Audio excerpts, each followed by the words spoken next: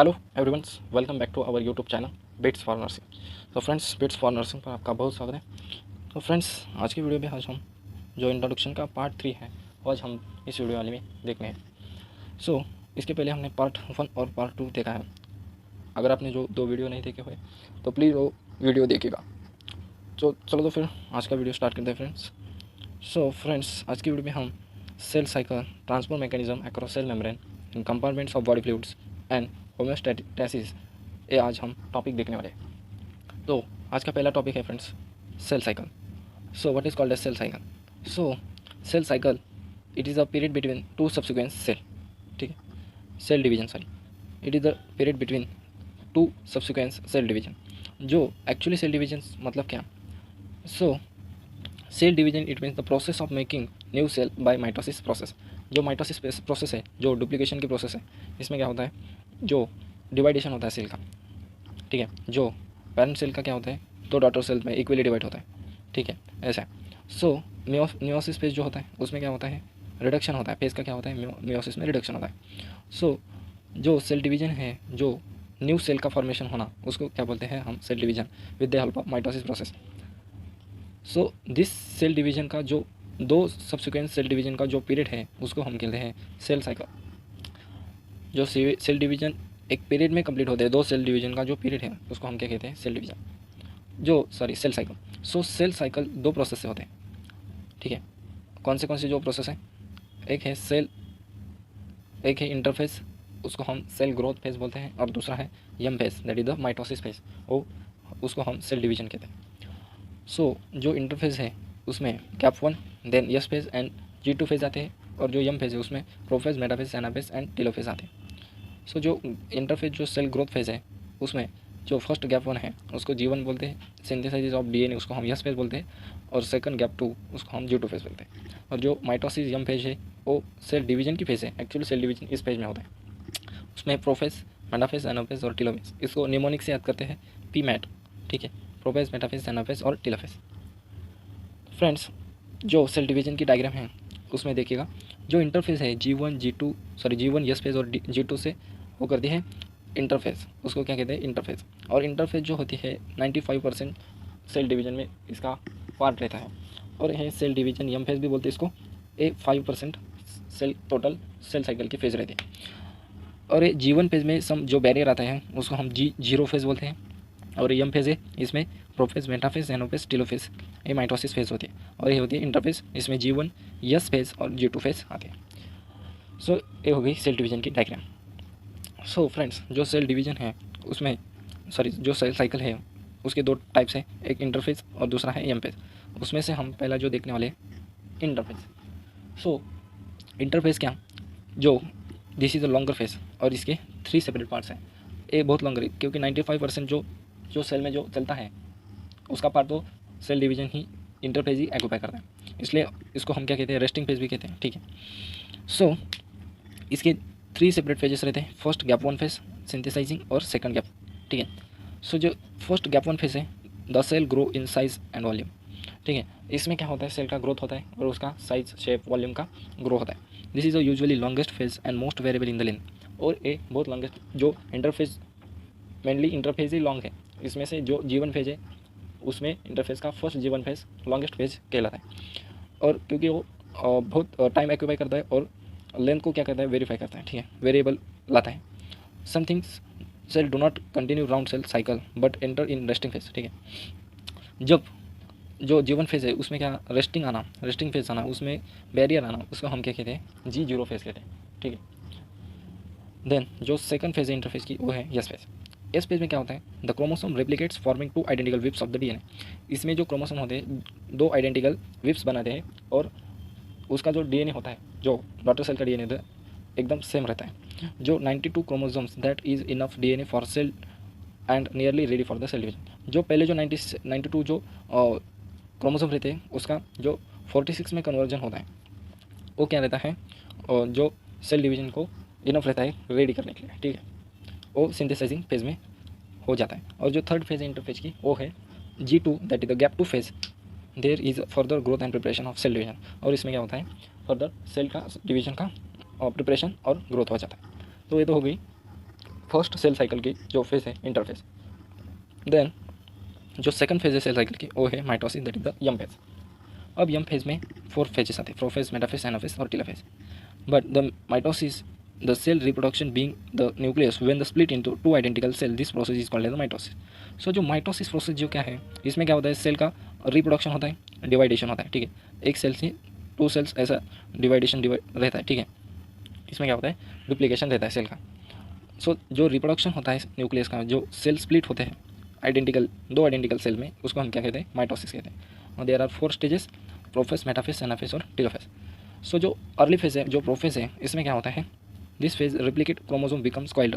जो क्रोमोसोम रहता है, जो ऐसा कॉइल्ड रहता है, वो हमको अंडर माइक्रोस्कोप में क्लियर दिखता है।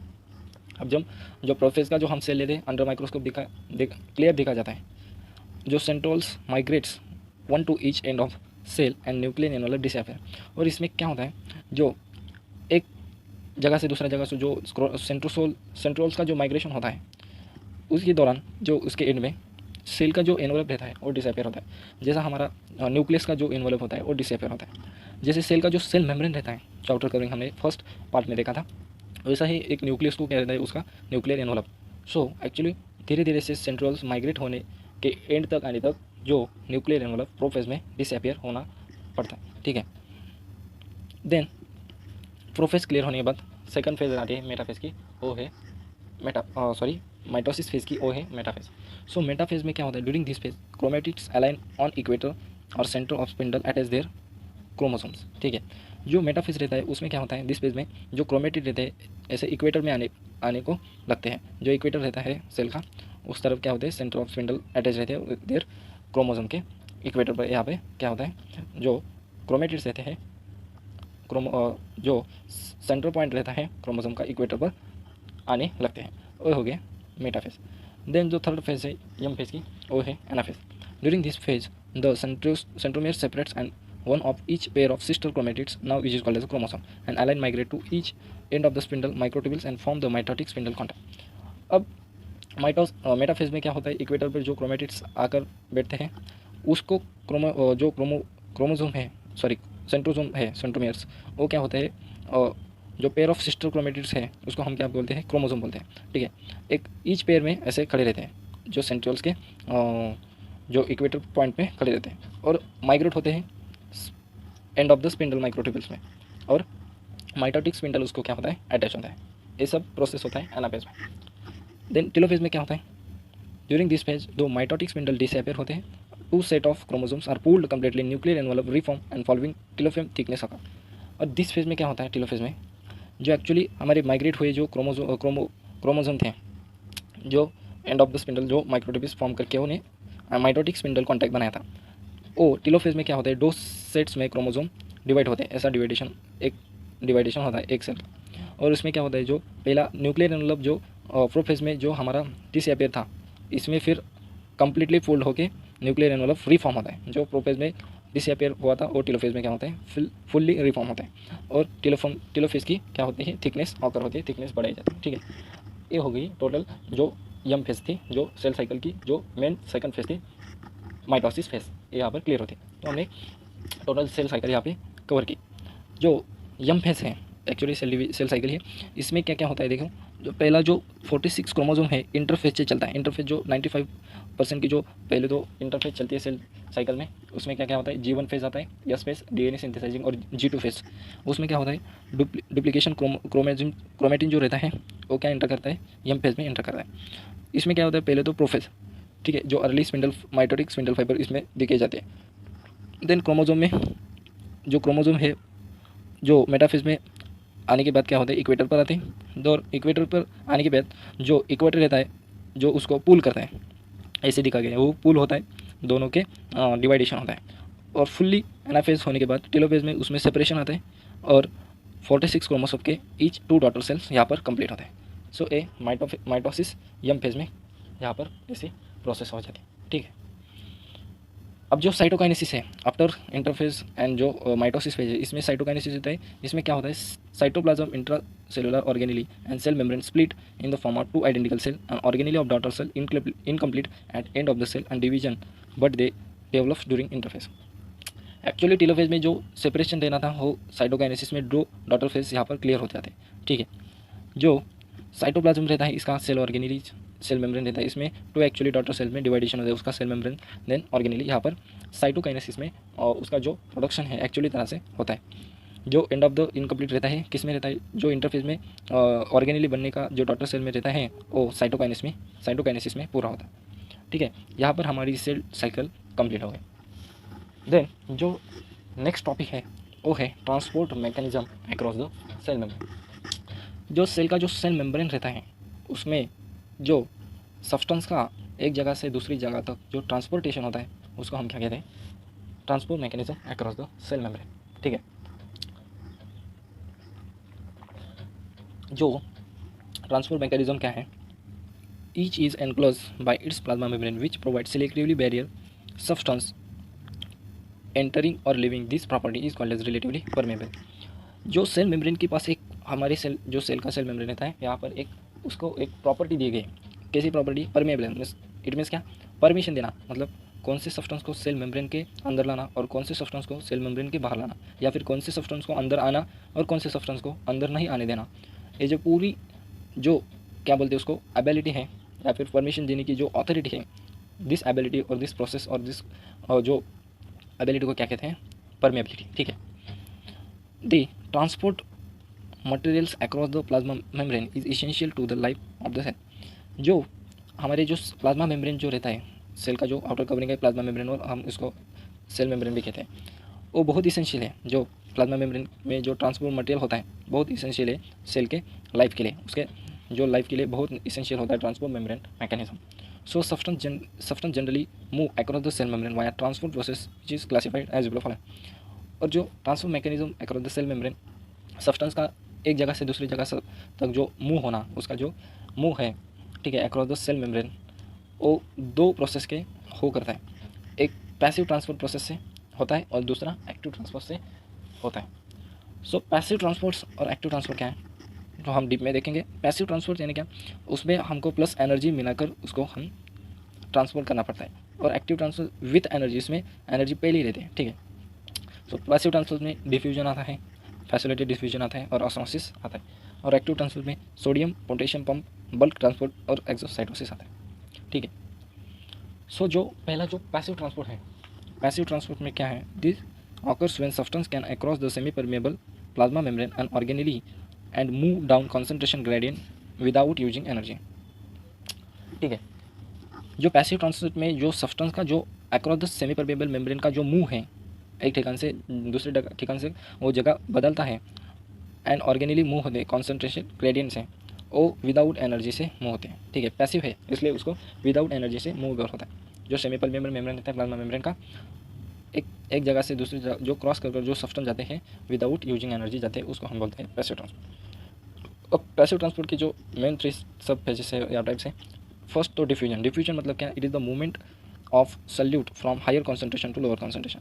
मतलब क्या, जो सॉल्यूट पार्टिकल्स हैं, फॉर एग्जांपल एक कंटेनर है, इसमें इस सॉल्यूट पार्टिकल्स है अंडर द सॉल्वेंट में, ठीक है। ये solute particles high concentration to low concentration तक क्या होना, उसका मूवमेंट होना, दिस फेनोमेनन को हम क्या बोलते हैं, डिफ्यूजन बोलते हैं, ठीक है। Then facilitated diffusion, this is type of diffusion. Molecules move from higher concentration to lower concentration region of assistance by the carrier, ठीक है। इसमें भी क्या होता है, फैसिलिटेटेड डिफ्यूजन एक डिफ्यूजन का ही टाइप है। इसमें मॉलिक्यूल्स क्या होते हैं, high concentration to lower concentration move होते हैं, लेकिन यहाँ पर क्या होता है डिफ्यूजन में जो विदाउट एनर्जी यूज़ होती थी, लेकिन इसमें क्या होता है, reason of assistant by the carrier, उसका जो रीजन होता है low high concentration to low concentration, जो करियर से क्या होता है, असिस्ट होता है। For example glucose amino acid, ठीक है, जो ग्लूकोज का मूवमेंट है, देन अमीनो एसिड का मूवमेंट है, ठीक है, ये करियर से असिस्ट होता है, ठीक है। सो फैसिलिटी डिफ्यूजन से थोड़ा अलग है। Then osmosis. अब डिफ्यूजन में क्या होता था, हाई कॉन्सेंट्रेशन लो कॉन्सेंट्रेशन में जाता था, लेकिन ऑस्मोसिस में क्या होता है, low concentration to higher concentration, सीधा रिवर्स प्रोसेस है डिफ्यूजन ऑस्मोसिस से, ठीक है। So osmosis it is the movement of solvent from lower concentration to higher concentration through semi permeable membrane. Diffusion में high concentration to lower concentration movement होता था, but solute का होता था, और यहाँ पर सॉल्वेंट का मूवमेंट होता है lower concentration to higher concentration through the semi permeable membrane. For example water plus salt mixture, ठीक है, उसमें जो रिएक्शन होती है या फिर प्रोसेस होता है, ऑस्मोसिस देखा जाता है। ठीक है, ये हो गया जो ट्रांसपोर्ट मैकेनिज्म है सेल का, सेल मेम्ब्रेन का। फर्स्ट यहाँ पर क्लियर होता है पैसिव ट्रांसपोर्ट। देन जो सेकंड टाइप है ट्रांसपोर्ट मैकेनिज्म का वो है एक्टिव ट्रांसपोर्ट। सो जो active transport, it is the process of moving molecule across cell membrane through using cellular energy. In this process molecules move from low concentration to high concentration. जो passive transverse जो रहता था उसमें without energy थी, लेकिन इसमें cellular energy use की जाती है एक्टिव ट्रांसफर से। ठीक है, सो दो ट्रांसफर पैसिव और एक्टिव, एक जो पैसिव ट्रांसफर था एक्टिव ट्रांसफर से एकदम अपोजिट प्रोसेस है। एक्टिव ट्रांसफर में क्या होता है, जो मॉलिक्यूल्स मूव होते हैं across the cell membrane, we own cellular energy use करके उसका मूविंग होता है मॉलिक्यूल्स का। और यहाँ पर क्या होता है, जो मॉलिक्यूल्स मूव होते हैं low concentration to high concentration. ठीक है, और पैसिव ट्रांसपोर्ट में इससे opposite high concentration to lower concentration molecules का मूव होता था। लेकिन एक्टिव में क्या होता है, जो low concentration to higher concentration molecules का जो मूव होता है। ठीक है, और सेलुलर एनर्जी यूज़ करके यहाँ पर एक्टिव ट्रांसपोर्ट क्लियर होता है। ठीक है, एक्टिव ट्रांसपोर्ट में क्या क्या आता है, so first sodium potassium pump, then bulk transport. Bulk transport में पिनोसाइटोसिस, फैगोसाइटोसिस, और थर्ड एक्सोसाइटो, और जो एक्टिव ट्रांसपोर्ट का जो थर्ड फेज है यहाँ पर टाइप है एक्सोसाइटोसिस। ठीक है, सो सोडियम पोटेशियम पंप, इसमें क्या, जो एक्स्ट्रा सेलुलर जो कैटायन है वो है सोडियम, और जो इंट्रा सेलुलर कैटायन रहता है वो पोटेशियम। सो सेल के जो एक्सटर्नल पार्ट में जो मेन कैटायन रहता है वो सोडियम रहता है, और जो मेन इंट्रा सेलुलर जो कैटायन रहता है वो रहता है पोटेशियम। ठीक है, सो जो पोटेशियम रहता है सेल के इंटरनल पार्ट में रहता है, सो इसलिए इंटरनल जो बड़ा कैटायन है, मेन कैटायन है वो है पोटेशियम, और जो एक्स्ट्रा सेलुलर कैटायन है सेल का वो है sodium. So in this pump 1 molecule of sodium exported and 2 molecule of potassium is imported. So hence a net export single plus charge per pump cycle. So sodium potassium pump में क्या होता है, जो sodium जो extra cellular cation है उसका 1 molecules, और जो इंट्रा सेलुलर जो कैटायन है उसके 2 molecules क्या होते हैं, 1 molecule सोडियम के एक्सपोर्ट होते हैं, बाहर जाते हैं, और 2 molecules इम्पोर्ट होते हैं। ठीक है, मतलब सोडियम का 1 पार्टिकल्स बाहर जाना और पोटेशियम के 2 पार्टिकल्स अंदर आना, दिस होल प्रोसेस को हम क्या कहते हैं, सोडियम पोटेशियम पंप। सो इसमें क्या होता है, एक्सपोर्ट जो नेट एक्सपोर्ट रहता है पॉजिटिव चार्ज पर पंप रहता है। ठीक है, देन बल्क ट्रांसपोर्ट क्या है, ये भी एक्टिव ट्रांसपोर्ट है। Transport of large size particles molecules across the cell membrane by across the, इसमें फिनोसाइटोसिस और फैगोसाइटोसिस होता है। सो बल्क ट्रांसपोर्ट जो लार्ज साइज्ड जो पार्टिकल्स रहते हैं वो across the cell membrane move होते हैं with the help of pinocytosis और फैगोसाइटोसिस। अब ये क्या है टर्म्स, तो देखते हैं। जो पिनोसाइटोसिस जो है, these particles engulfed by the extension of cytoplasm which enclose from forming the cell membrane bound volume, it allows the cell bring in the fluid. So जो फ्लूइड जो फिनोसाइटोसिस है इसमें क्या होता है, पार्टिकल्स एंगल्फ करते हैं। ठीक है, इसमें पार्टिकल्स को खा जाते हैं, और इसमें क्या होता है, एक्सटेंशन ऑफ साइटोप्लाज्म का बड़ा हो जाना। ठीक है, इसमें पिनोसाइटोसिस में दिखता है। और दो, इसमें forming by the cell membrane bound the volume को एनक्लोज किया जाता है। ठीक है, जो मेम्ब्रेन सेल का रहता है उसके फॉर्मेशन को क्या होता है, फॉर्मेशन को एनक्लोज किया जाता है, और एक क्या करता है, अलो करता है cell bring in the fluid को, जो अलो करता है वो bring into the fluid cell को। ठीक है, और फैगोसाइटोसिस क्या है, phagocytosis in this layer particles are taken into the cell. ठीक है, फैगोसाइटोसिस में जो पार्टिकल्स हैं सेल के इनसाइड में क्या होते हैं, लेयर में क्या होते हैं, टेक होते हैं, मतलब उसमें फैगोसाइटोसिस में रहते हैं, इसमें एंगल्फ होता है और इसके सेल में रहते हैं। Lysosomes then adhere to vacuoles membrane releasing enzyme that digest and content, और इसमें जो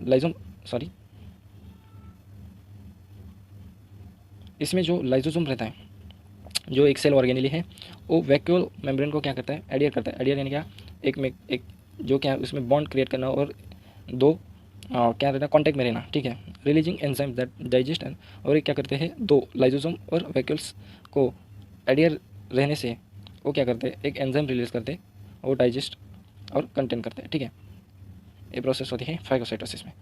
फैगोसाइटोसिस और फिनोसाइटोसिस एक बल्क ट्रांसपोर्ट में आती है। और जो एक्टिव ट्रांसपोर्ट का मेन थर्ड ट्रांसपोर्ट है वो एक्सोसाइटोसिस। अब एक्सोसाइटोसिस में क्या होता है, तो एक्सट्रैक्शन होता है। सो एक्सोसाइटोसिस क्या है, जो वेस्ट मटेरियल का पुश आउट होना। ठीक है, by reusing process, through the plasma membrane. Plasma membrane से जो वेस्ट मटेरियल जो है, जो सेल का प्लाज्मा मेम्ब्रेन रहता है, उसका जो वेस्ट मटेरियल जो है पुश आउट करना, एक्सट्रैक्शन करना through the plasma membrane, this process को हम क्या कहते हैं, एक्सोसाइटस। दिस प्रोसेस में भी क्या होता है, ट्रांसपोर्ट मैकेनिज्म यूज़ होता है। सोडियम पोटेशियम पंप में ट्रांसपोर्ट मैकेनिज्म यूज़ होता है। बल्क ट्रांसपोर्ट में पिनोसाइटोसिस और फैगोसाइटोसिस का यूज करके ट्रांसपोर्ट मैकेनिज्म होता है, और एक्सोसाइटस में इसमें ट्रांसपोर्ट मैकेनिज्म का यूज़ होता है, और with the help of energy. So this 3 types which are under coming the active transport. ठीक है, सो यहाँ पर एक्टिव ट्रांसपोर्ट कवर होता है।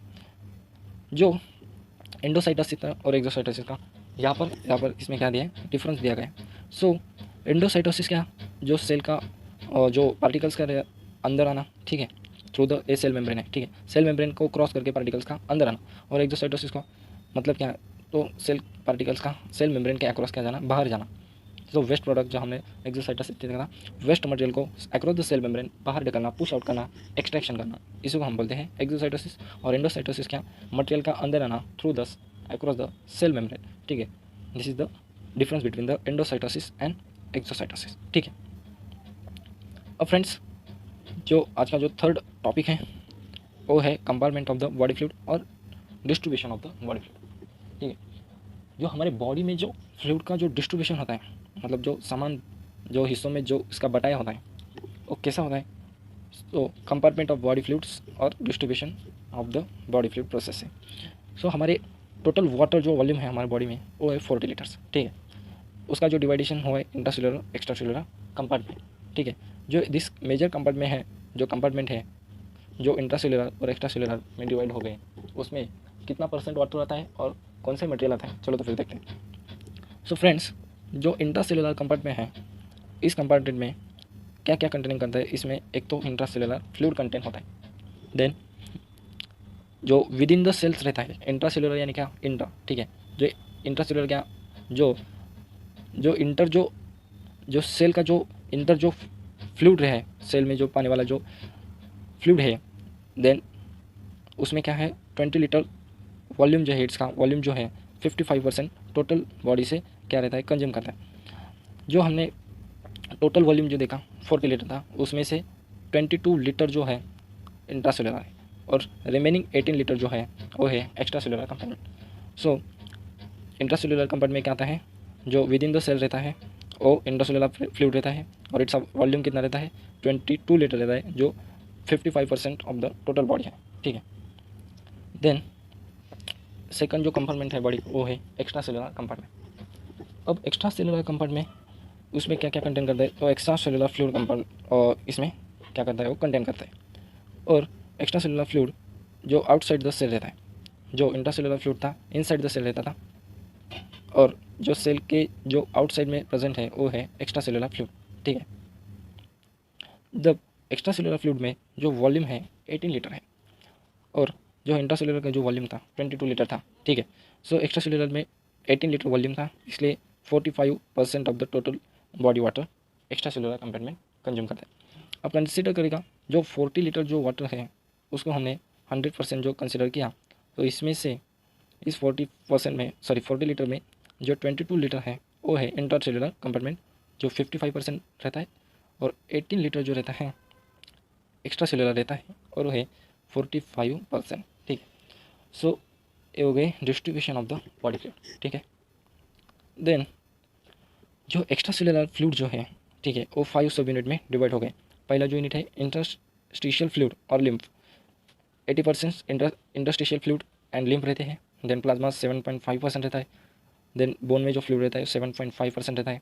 देन डेंस कनेक्टिव टिश्यू रहते हैं लाइक कार्टिलेज, उसमें 4.5% रहता है। देन ट्रांस सेलुलर फ्लूइड रहते हैं, उसमें 2.5% रहते हैं। जो ट्रांस सेलुलर फ्लूइड है उसमें क्या कहते हैं, CSF रहता है। ठीक है, सेरेब्रो स्पाइनल फ्लूइड रहता है। इंट्राक्युलर फ्लूइड रहता है, इंट्राक्युलर जो आई का जो फ्लूइड रहता है उसमें से। देन डाइजेस्टिव जूसेस रहते हैं। Then serous fluid, interpleural fluid, then pericardial fluid, ठीक है, जो हार्ट के सराउंड रहता है। देन साइनोवियल फ्लूइड जो जॉइंट में रहता है, एंड देन यूरिनरी ट्रैक का जो फ्लूइड है वो है ट्रांस सेलुलर फ्लूइड। ठीक है, ये हो गए एक्स्ट्रा सेलुलर फ्लूइड के डिवाइडेशन। ठीक है, जो डिस्ट्रीब्यूशन है हमारी बॉडी फ्लूइड का, ये देखें, जो एक्स्ट्रा सेलुलर फ्लूइड ये है इंट्रासेलुलर फ्लूइड। ठीक है, और ये इंटरस्टिशियल फ्लूइड और ये अदर फ्लूइड।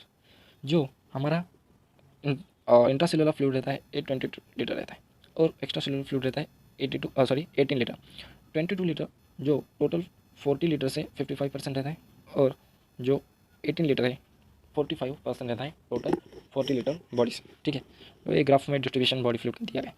ठीक है, then some major electrons in the body. So हमारी बॉडी में सम इलेक्ट्रॉन्स हैं, उसके फंक्शन क्या है और जो उसका नॉर्मल रेंज क्या है अडल्ट में, वो इस डायग्राम में दिया है। तो कैल्शियम है, देन क्लोराइड है, देन पोटेशियम है, मैग्नीशियम है, देन सोडियम है।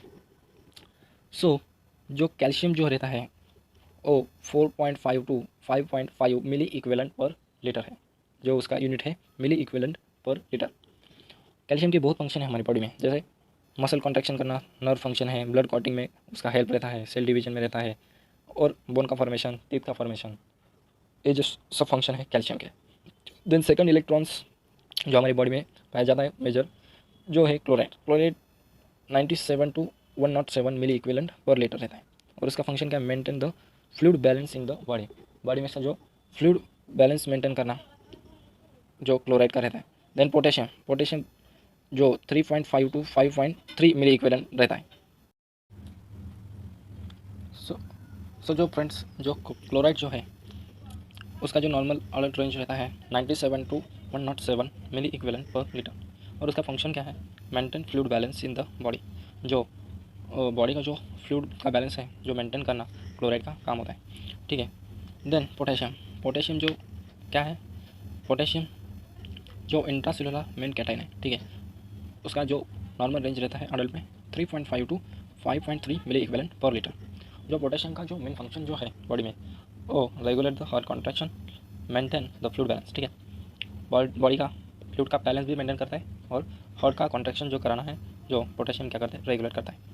देन मैग्नीशियम, मैग्नीशियम जो 1.5 to 2.5 milliequivalent per litre body में प्रेजेंट रहता है, जो उसका फंक्शन क्या है, necessary for the muscle contraction, then heart rhythm, then bone strength, then generate energy and building the proteins. ठीक है, सो मैग्नीशियम के ये सम फंक्शंस है, जैसा बोन को स्ट्रेंथ देना, देन हार्ट को रिदम देना, देन मसल को कॉन्ट्रैक्शन करना, देन बॉडी को एनर्जाइट करना। ठीक है, एंड प्रोटीन बिल्डिंग करना। ठीक है, ये हो गया मैग्नीशियम इलेक्ट्रोलाइट्स।